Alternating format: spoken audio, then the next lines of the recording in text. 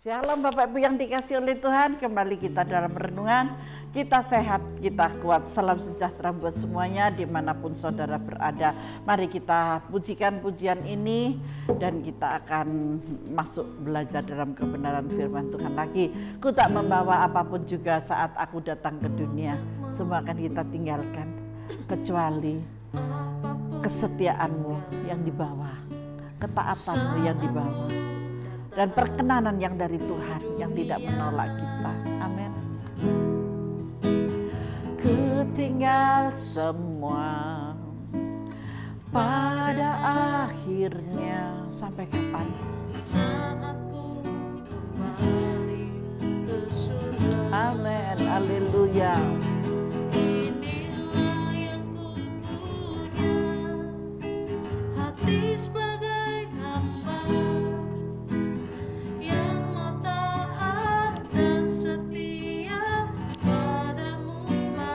Mari kita berikan yang terbaik untuk Tuhan. Amin. Mari kita bawa hati kita ini yang Tuhan paling suka. Bukan yang lain, tetapi hati yang setia, hati yang taat, hati yang menyembah. Itu yang Tuhan paling suka.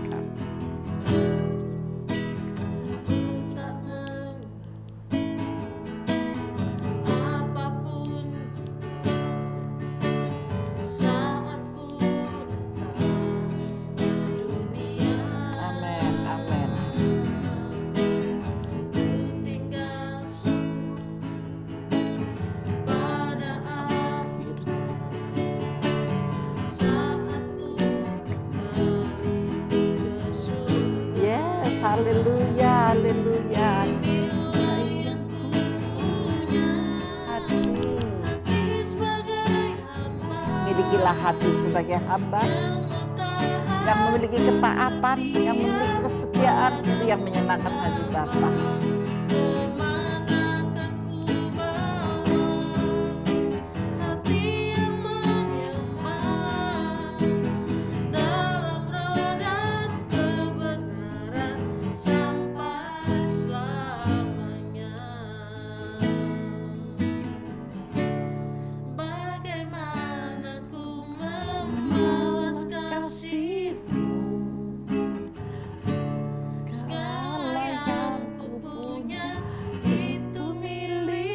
Mari kita menyadari bahwa semua yang kita punya ini adalah milik Tuhan, bukan milik kita. Amin. Milikilah hati yang menyembah, milikilah hati yang mengasihi Bapa dengan sungguh-sungguh, tanpa ada hal-hal kecurangan dalam hidup kita. Kejujuran yang Tuhan mau itu adalah yang utama dari kehidupan saudara dan saya. Amin. Dalam roda kebenaran sampai selamanya. Dalam roda kebenaran sampai selamanya. Amin, amin. Dalam roda kebenaran sampai selamanya. Haleluya. Mari kita sembah Dia. Syukur bagimu Tuhan, syukur bagimu Yesus. Haleluya, haleluya. Bapa terima kasih, Bapa terima kasih. Haleluya, haleluya, haleluya. Glory bagimu Tuhan, glory, glory bagimu. Haleluya. Syukur bagimu Yesus. Engkau yang kami sembah, Engkau yang kami tinggikan. Haleluya.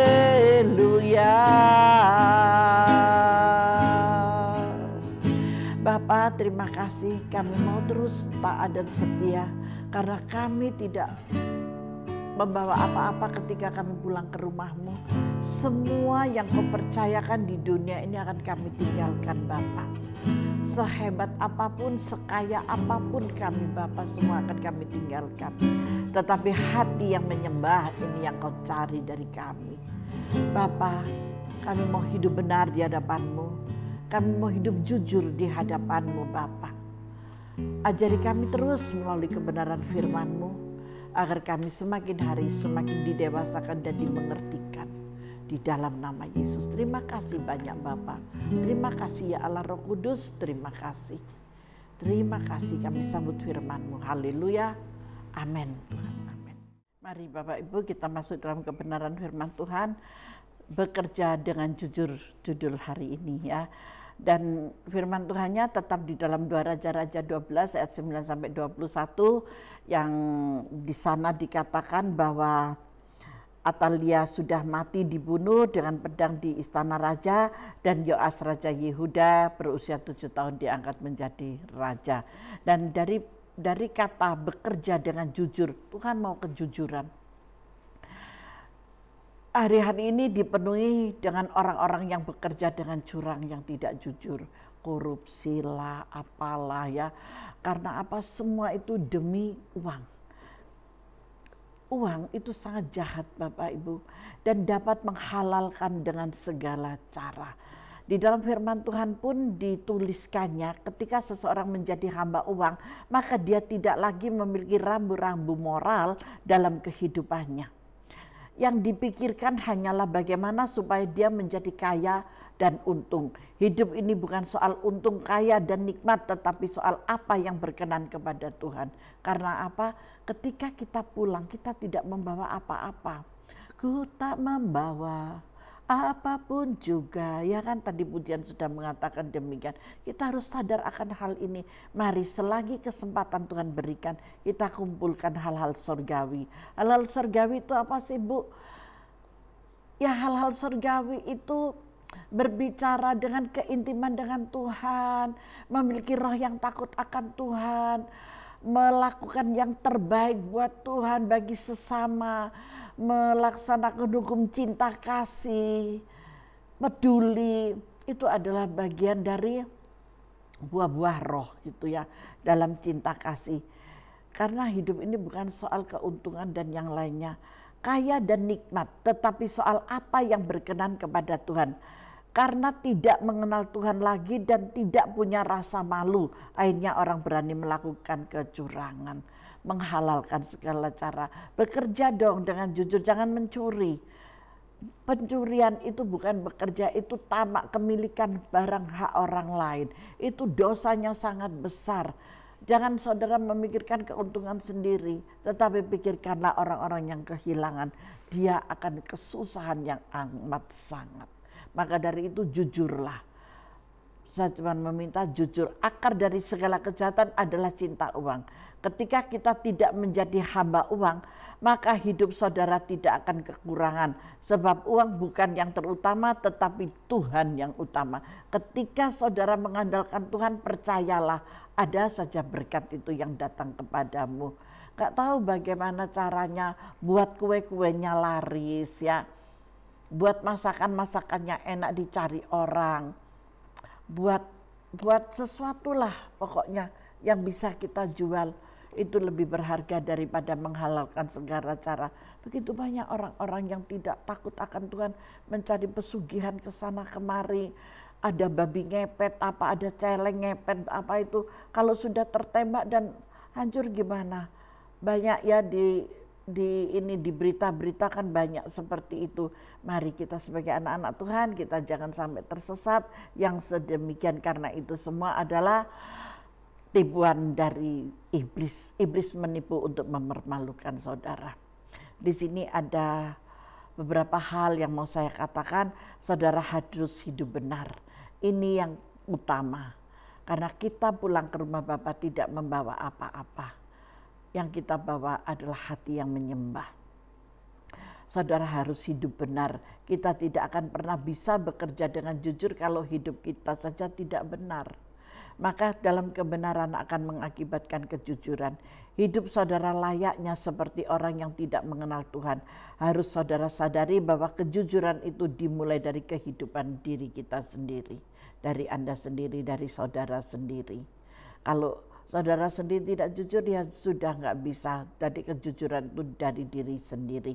Waktu hidup saudara benar, waktu kita hidup melekat kepada Tuhan, mengandalkan Tuhan dan berjalan seturut dengan firman Tuhan, otomatis saudara dapat bersikap jujur dalam segala hal. Alkitab sudah berkata, Tuhan menyediakan pertolongan kepada orang jujur, menjadi perisai bagi orang yang tidak bercela lakunya. Ini ditulis oleh firman lo ya. Jadi apa yang dikatakan ini ya dan amin. Hati kita harus bersih. Jangan sampai memiliki hati yang kotor. Kalau hati kita penuh dengan kebencian, keserakahan dan kesombongan, maka kita tidak akan pernah bisa bekerja dengan jujur. Karena isinya cuma kotor aja, pikirannya kotor, hatinya kotor, perilakunya otomatis kotor. Karena kejujuran itu dimulai dari hati yang murni dan kemudian akan nyata dalam keseharian hidup kita. Akan nampak sekali.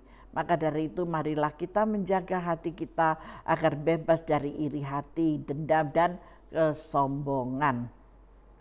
Ketika hati kita bersih, maka perkenanan Tuhan akan dinyatakan dalam hidup kita. Ketika perkenanan Tuhan dinyatakan, maka hal-hal yang tidak pernah kita pikirkan, bahkan doakan akan dinyatakan dalam hidup kita. Iman kita harus kuat. Ada banyak orang ingin hidup jujur tetapi imannya tidak kuat. Pada akhirnya mudah terpeleset dan kemudian jatuh. Keinginan untuk hidup jujur bangkit tetapi kemudian tidak bisa bertahan. Jatuh lagi, jatuh lagi. Mengapa kok bisa begini? Karena pancingan-pancingan dari iblis selalu menyerang kita. Supaya tidak bekerja dengan jujur. Tetapi orang-orang yang mengerti firman dan hidup takut akan Tuhan. Serta punya iman yang teguh tidak akan goyah untuk apapun.